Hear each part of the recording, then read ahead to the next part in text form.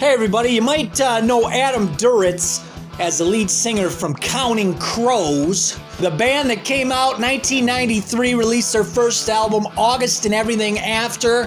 Had a big hit single with the song Mr. Jones.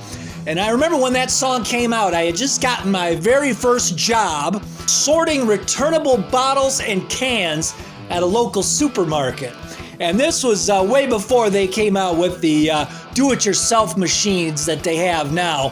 Before they had those back in the day, they used to employ teenagers at minimum wage to sort through all the returnable bottles and cans that would come in. And that was my job. I think I was actually making $4.60 an hour. And I thought I was making bank because I think minimum wage at the time was $4.25 or $4.30. So, I thought I was balling. I remember working, and we'd be in the back room at work, and we had a radio back there. And I remember that song, Mr. Jones, was a huge hit back then. And I was actually really big fan of the song. But anyways, Adam Duritz, a couple of years back, was on the Joe Rogan Experience. And I just came across this clip from that episode in my YouTube feed. And he's talking about how in 1995, when his band was getting ready to make their second album, he discovered internet message boards, AOL internet message boards, in the early days of the internet.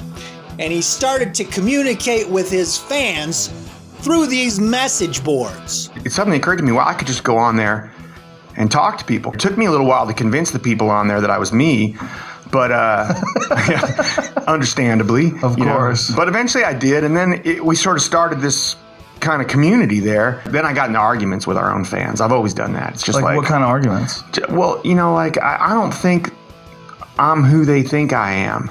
Who do you think they think you are? A classic rock guy driving around in a pickup truck. Why would they like think going that? to drive-in movie theaters, because that's this Americana dream vision of like we all sit around, going to drive-ins and living some dream of a Springsteen song that Springsteen isn't even any part of. So I love how he immediately goes for the stereotype: pickup trucks, drive-in movies, and drinking Pabst Blue Ribbon, having sex with her cousins. Is that what we do, Mr. Duritz? Is that how we live here in Detroit and Memphis, Tennessee, listening to classic rock?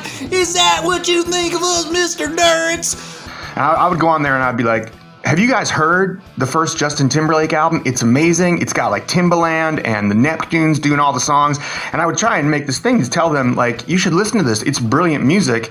And they couldn't grasp the Justin Timberlake thing, because in their mind, NSYNC was the guy at the water cooler. Right. And so like I would get in these huge fights with them, like, you guys don't know shit about music. You're just like, you're in this little niche. Rigid. And I love how he's willing to go to war with his fans over Justin Timberlake. Because he's got Timbaland and the Neptunes and Uranus playing on his album. I mean, come on, Adam. It's not enough that your fans buy your records, listen to your music, millions of fans. You already had sex with 2/3 of the female cast of Friends, but somehow you couldn't seal the deal with Lisa Kudrow. I don't know, what's up with that, but I love how these types of guys, they gotta be hip, they gotta be cool. He's willing to go to the mat for Justin Timberlake, a former boy bander. I mean, all due respect to Timberlake, talented guy, catchy pop tunes. But, he's willing to go to war for a former boy bander and Mickey Mouse Clubber. Come on, Adam. It's like Mickey. Why? Because Adam Duritz knows music and you don't know squat. I mean, God forbid anybody would like classic rock.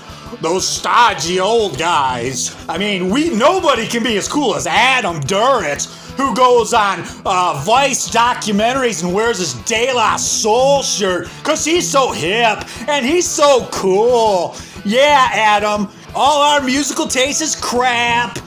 You're the arbiter of everything good in music.